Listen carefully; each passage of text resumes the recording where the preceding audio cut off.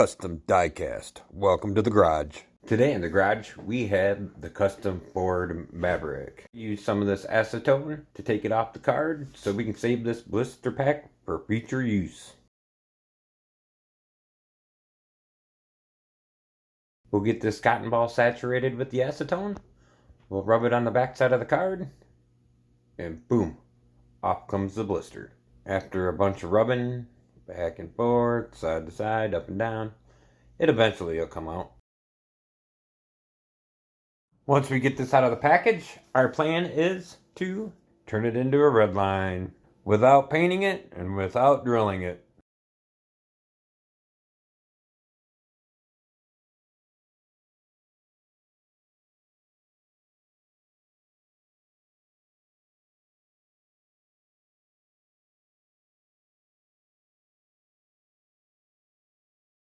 Those ugly flames, they gotta go. They look hideous. Mattel, what were you thinking? I guess you weren't. The custom Ford Maverick.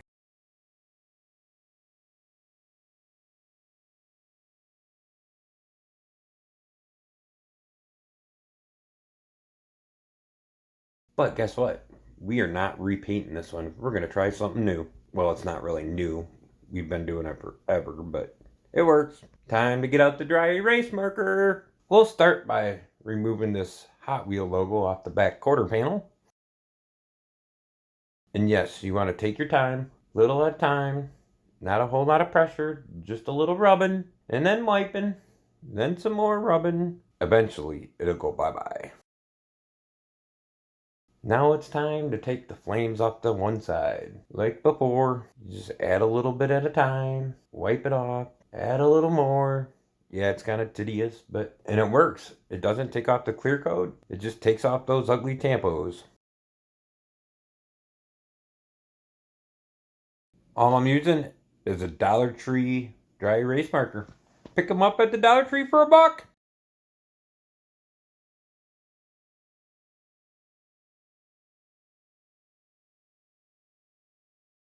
We almost got one side done. Just a little bit of touch up, and we should be good to go. And move on to the other side.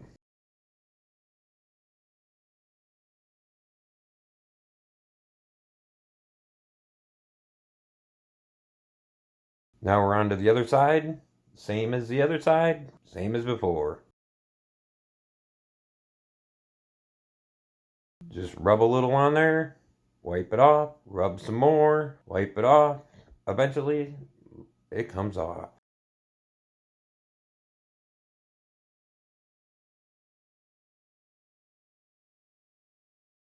And now we'll go ahead and we'll do the hood. Like I've said over and over, rub some on, take it off. Rub some more on, take it off. I'd like to thank Paul over at Diecast Graveyard for doing all of his great tutorials on just about anything diecast. And this was one of his methods of removing tampos. Because now if you do it too hard, you will rub it right off and the paint will be going bye-bye and you'll be seeing bare metal. Then it will be going in the stripper.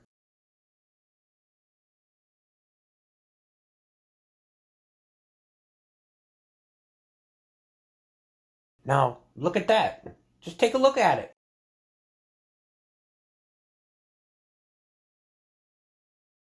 Look at that. Oh, we got one little spot here we got to finish up. Yep, we'll take that off of there.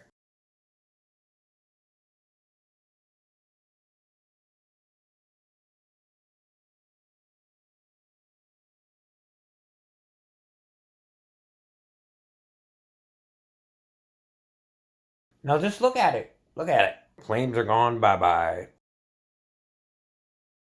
Wipe it down with a little soap and water. It'll be nice and clean.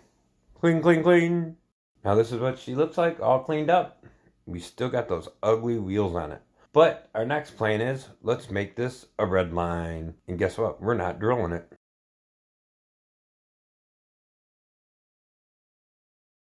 As you see here, I got the front already cut away, ready for a set of red lines. And yeah, we'll go ahead and reuse the axles. We'll just snip away just a little bit at a time, making sure we don't hit the edge of the fenders or any of the body in the process. Little snip here, a little snip there, and that, yep, out comes the axle. I'd also like to thank Don, the diecast pirate, for his expertise on wheel sizing Redline wheel. Thanks, buddy. Then I 3D printed these bearings for the Redlines. We'll slide that bearing onto the axle. We're going to mark it. We'll take the snips, snip her up, cut it to length. We'll put that bearing back on there, and yep, we'll test fit it. Oh, look at that. Just take a look at it. Now we got the front ones ready to go. That doesn't look like a red line. Now the one side we don't have to glue, but the second side we do. So we'll just put a little dab of glue here, put a little accelerator on it, speed up the process. We'll add the wheel back on it, and we are good to go. Now we'll go ahead and do the front. Same process. Add the bearing, add a little bit of super glue, a little bit of accelerator. We're good to go. Slide that wheel back on there, and guess what? We got an easy redline build. Check that out. Here's some glamour shots. Hope you like it. See you next time.